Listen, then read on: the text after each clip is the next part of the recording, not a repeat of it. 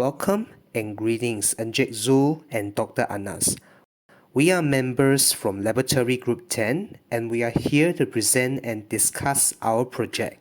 So for this project, we are required to determine the impedance characteristic, voltage regulation, and the efficiency of the given specific transformer model. So what is a transformer? So unlike motor or generator, which converts mechanical energy to electric and vice versa, there's no energy conversion in the transformer. Instead, it is a static device mainly used for transferring electrical energy from one voltage level to another. Now the reason why we need LTspice is because we are not given the values of voltage and current from open circuit and short circuit tests. So we will use LTspice to conduct transient analysis and figure out these values. So let's get started. I'll hand it over to HAZIM to talk about the impedance characteristic of our given transformer. Next, I, NAZMI, will be presenting on how we achieve first objective, which is to determine the impedance characteristic of a given transformer. For our group, we are given a transformer rating of 1 kV ampere 6000 at 415T 60 Hz, which translates to a parent power of 1 kV ampere, frequency of 60 Hz with a unity power factor load or PF equals to 1. As you can see in this slide, this is our circuit in the LTspice. Firstly, we need to find RC and XM of the transformer by using transient analysis, which we use R1 is equals to 100,000 T ohm. Next, we will be calculating the V peak of our transformer. V peak is equals to V RMS multiplied by Cert2, which in our case is 6000 volt multiplied by Cert2, thus getting a value of 8485.28137 volt. The value is input into LTspice with a frequency of 60 Hz. When we do an open circuit test in LTspice, the values are shown in the slide. Thus, change of T, we get a value of 4.5674 milliseconds. To find the angle, we will multiply omega change of time, thus getting an angle of 98.65588 degrees. To find the excitation admittance, IOC is divided by VOC at an angle of negative theta, thus getting a value of negative 2.16676 times 10 power of negative 5 minus J 1.4233 1 times 10 power negative 4 S.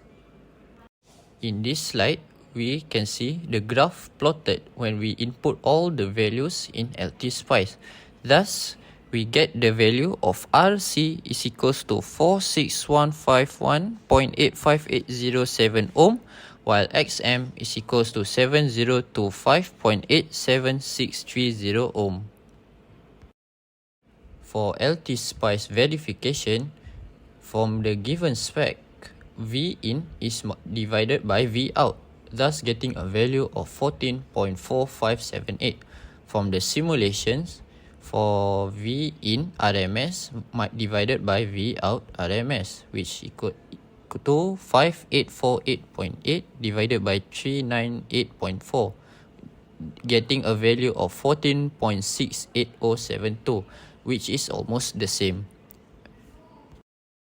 Next is the short circuit test. This is our circuit in the LTspice.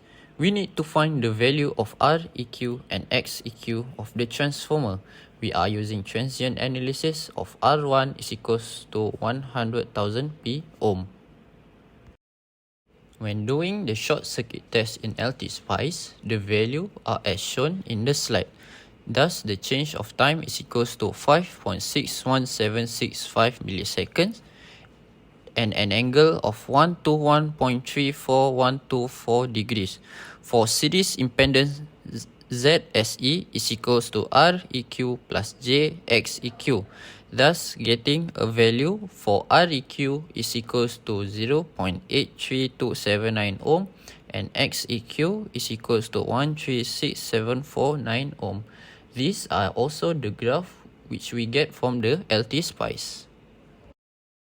Thus, for our LTspice transient analysis summary, this is the graph we get from LTspice for both open circuit test and short circuit test.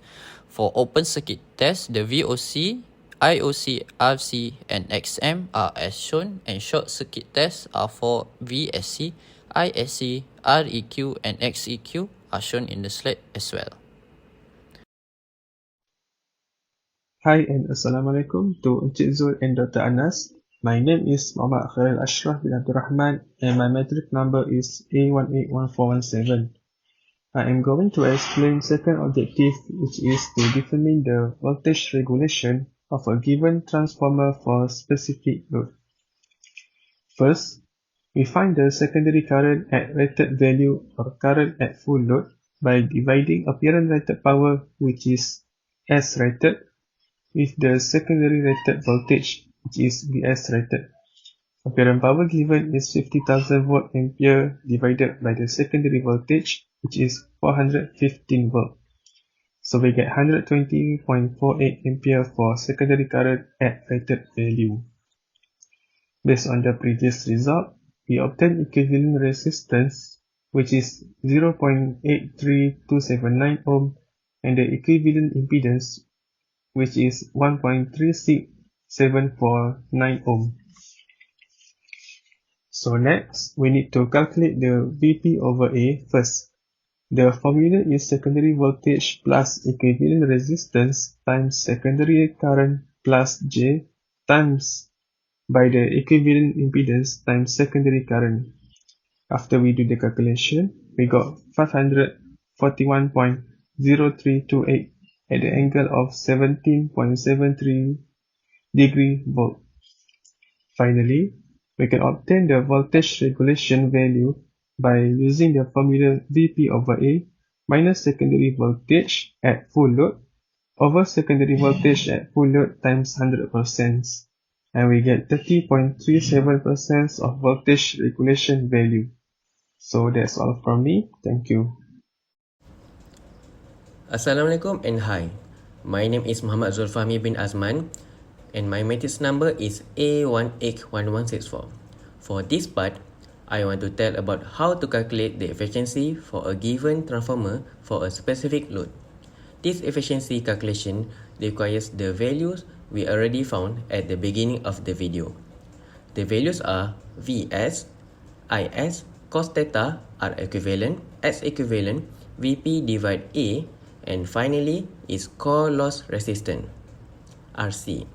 In order to find the efficiency, we have to find out the three types of power values, which are P out, P copper, and P core, using the formula displayed on this slide. So the value of the P out is 5000.00095 watts. P copper is 12,088.69258 watts, and P core is 6.34246 watts. Since we got all the values of three types of power, now we can find the efficiency value. Using the formula on this slide, efficiency for a given transformer for a specific load is 80.52174%. That's all for me. Thank you. Hi everyone, I'm back. So, to conclude our presentation, we are also here to present the phasor diagram of our transformer. Generally, there are three types of phasor diagrams for a transformer as shown at the left side of the slide, which depends on the power factor of the load. And from here, we can predict that our phasor diagram will look more like figure A, which is indicated by the red arrow. Since we're given a unity power factor load, which means our PF is equals to 1, which indicates that our secondary current is in phase with our secondary voltage. By utilizing the results and values from our previous calculations And by referring to the phasor diagram examples from the previous slide, we are able to construct our phasor diagram for our transformer, which is shown at the right side of this slide. As you can observe from our phasor diagram, the length of the arrow indicates the magnitude of the values, while the direction indicates how it leads, lags, or is in phase with other respective values. So that's all from our group. Thank you Encik Zul and Dr. Anas. I hope you enjoyed our presentation. Thanks for watching.